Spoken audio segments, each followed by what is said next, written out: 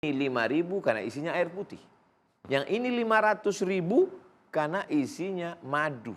Asli dibawa pulang ke rumah, istri marah. Ini makna keberkahan lebih. Jadi yang kita inginkan dari hidup ini sebenarnya apa? Makanya ketika ada anak lahir, yang didoakan itu berkahnya. Barakallahu laka fil mauhub wa syakartal wahib wa ruzikta birrahu wa balagha asyuddahu. Kalau hafal, kalau nggak hafal gerak-gerakkan aja mulut. Ada orang nikah, yang didoakan apanya? Berkahnya. Barakallahu lakuma wa baraka alaikuma wa jama'a bainakuma fi khair. Mau makan, yang didoakan apa? Berkahnya. Allahumma barik lana fima razaqtana wa qina azabannar. Ada orang usianya bertambah, yang dimintakan apanya? Barakallahu laka fi umrik. Ketika kita diberikan sedekah, infak, wakaf, orang bayar zakat, apanya didoakan? Hartanya.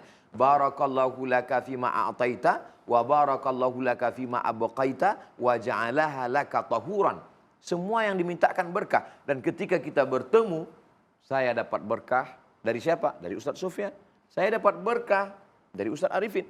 Karena mereka berdua, adik-adik juga mendoakan saya. Assalamualaikum warahmatullahi wabarakatuh.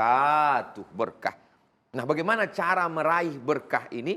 Hidup mesti benar. Dan benar itu standarnya bukan benar karena orang banyak. Bukan hasil polling. Benar bukan karena dilakukan oleh tokoh. Benar bukan karena dilakukan orang kaya. Benar bukan karena dilakukan orang terkenal. Benar karena benar menurut Allah dan Rasulullah SAW. Maka mesti ada 3 dalam diri. Yang pertama adalah iman. Yang kedua adalah Islam. Yang ketiga adalah ihsan. Iman itu keyakinan. Keyakinannya mesti la ilaha illallah. Lain asyrakta, kalau syirik rusak, la yahbatanna amaluka, hancur amal. Yang kedua adalah Islam, ibadah, salat, zakat, puasa, haji, zikir, baca Quran. Yang ketiga ihsan, berakhlakul karimah. Kalau itu kita jalankan, insya Allah hidup berkualitas, bisa menjadi bekal menghadap Allah SWT. Demikian Ustaz. Masya Allah, adanya kebermanfaatan yang sangat luar biasa sekali, yang itu dirasakan banyak orang, bahkan banyak makhluk. Itulah keberkahan, Masya Allah. Tadi jabaran dari guru kita Ustaz Abdul Somad. Berikutnya, saya akan persilakan. Siapa lagi ini yang mau nanya? Ayo. Mana ini? Oke, saya langsung tunjuk aja. Silakan yang di atas. Oke, boleh berdiri. Bismillahirrahmanirrahim. Assalamualaikum warahmatullahi wabarakatuh. Waalaikumsalam warahmatullahi wabarakatuh. Perkenalkan, nama saya Salma Kamila Putri dari Institut Ilmu Al-Quran Jakarta. Pertanyaan saya, di zaman sekarang, baik di realita kehidupan nyata maupun di sosial media, banyak sekali motivasi untuk mengejar ambisi dunia. Seperti universitas ternama atau gaji yang besar. Di sisi positifnya, sangat baik untuk memajukan perekonomian bangsa. Namun di sisi lain, miris jika kehidupan mereka hanya untuk mengejar kehidupan ini saja. Pertanyaan saya adalah, bagaimana cara menyadarkan mereka bahwa kehidupan ini tidak hanya untuk dihabiskan untuk hidup ini saja. Lalu apakah cukup untuk diam saja dan berdoa atau ada sesuatu yang bisa kami lakukan? Terima kasih. Terima kasih, Masya Allah, pertanyaan sangat bagus sekali. Silakan Ustaz Arifin Ibrahim. Masya Allah, pertanyaannya panjang. Panjang. Bagaimana ini supaya bisa menyadarkan? Sebenarnya menyadarkan bukan untuk orang lain juga ya, untuk kita juga. Diri sendiri. Bagaimana menyadarkan agar kita itu hidup tidak hanya fokus pada dunia, tapi bagaimana hidup fokus pada akhirat, atau hidup bukan hanya fokus pada kebermanfaatan pribadi, tapi untuk kebermanfaatan orang lain. Ada satu kisah itu dari seorang ulama dari madhab Maliki, namanya Ibn Qasim. Beliau awalnya adalah seorang saudagar kaya raya di Mesir. Kaya raya, punya banyak harta. Tapi di tengah perjalanan hidup beliau memutuskan untuk meninggalkan itu semua dan berangkat menuju ke Madinah. Bahkan ketika berangkat menuju ke Madinah itu istrinya sedang hamil. Walaupun ini bukan meninggalkan tanpa tanggung jawab, enggak ya, karena sudah ditinggalkan harta juga. Berangkat ke Madinah, jumpa dengan Imam Malik, belajar dengan Imam Malik. Belajar dengan Imam Malik 20 tahun. Ditinggalkan semua dunianya. Sampai ketika 20 tahun persis dia berada bersama dengan Imam Malik ini, anaknya dari Mesir datang. Begitu sampai di Madinah dia tanya, mana bin Qasim? Mana Ibn Qasim? Kamu tanya siapa Ibn Qasim? Kenapa tanya Ibn Qasim bukan tanya Imam Malik?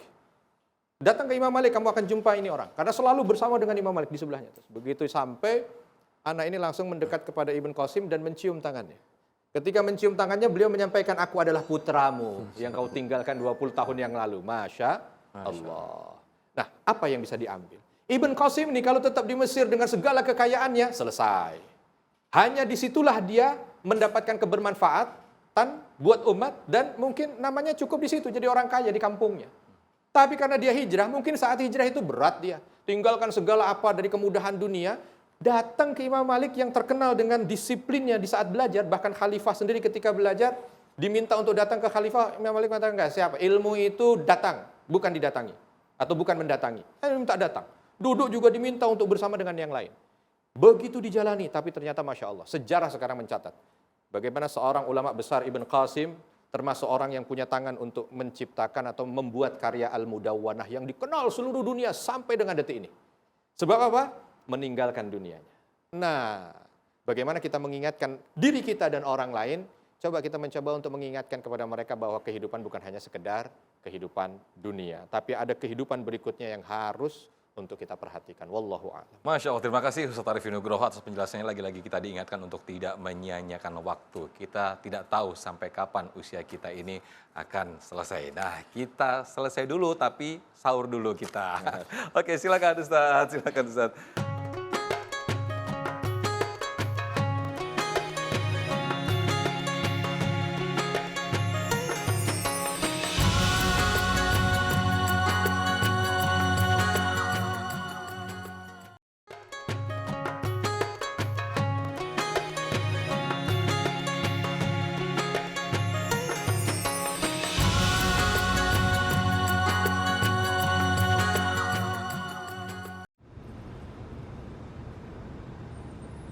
Alhamdulillah kita kembali di indahnya Ramadan dan masih menemani santap sahur Anda pemirsa TV One. Dengan tema besar kita, hidupku mau dibuat apa atau mau dihabiskan untuk apa sih sebetulnya? Saya mau tanya nih, ini hidupnya udah mau dihabisin untuk apa ini?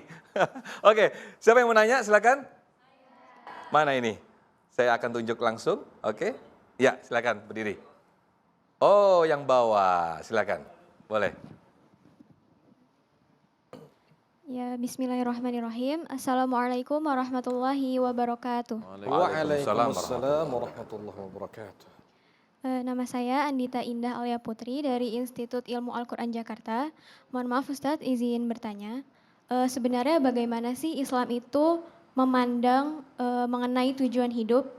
Kemudian bagaimana jika ada orang yang terlalu pasrah terhadap hidupnya karena menurut dia itu segala sesuatu sudah ada takdirnya.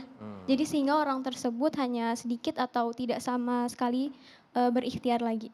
Terima kasih. Wassalamualaikum warahmatullahi wabarakatuh. Waalaikumsalam warahmatullahi. Ini sama seperti ada prinsip akan indah pada waktunya Ustaz. Katanya pasrah gitu Ustaz. Silakan Mas. Wa ma min dabbatin fil ardi illa 'ala Allah rizquha. Semua makhluk yang melata di atas muka bumi ini sudah dijamin Allah rezekinya. Ayatnya benar. Lalu ada seorang laki-laki pagi-pagi dibangunkan istrinya untuk mencari nafkah. Mas, kamu kenapa nggak pergi cari nafkah? Langsung bangun dia, wa ma min dabbatin fil ardi illa 'ala Allah rizquha. Yang salah ayatnya atau orangnya? Orangnya. Ayatnya tidak salah. Jadi kekeliruannya adalah melepaskan teks dari konteks. Maka penjelasan ayat itu ada dalam kehidupan Nabi Muhammad SAW. Apakah pernah Nabi mengajarkan duduk berpangku tangan, lalu sahabat ngajak, ya Rasulullah mari kita berjihad, lalu Rasul menjawab, kalau memang rezeki nggak kemana. Nabi SAW hidupnya itu penuh dengan strategi. Kita akan berangkat hijrah. Jangan bayangkan Nabi itu berangkat hijrah, bismillahirrahmanirrahim, la haula wa la quwata illa billah. Pas ditanya sama Abu Bakar, ya Rasulullah bagaimana strategi kita? Serahkan pada Allah. Ada yang tidur di tempat tidur Nabi. Siapa dia? Sayyidina Ali bin Abi Thalib. Ada yang menemani di Jabal Thawr. Siapa dia? Sayyidina Abu Bakar Siddiq. Ada yang membawa makanan naik ke atas. Asma binti Abi Bakar. Ada yang tidur di atas di waktu malam, siangnya dia di Makkah untuk mendengar berita. Ini pentingnya update berita.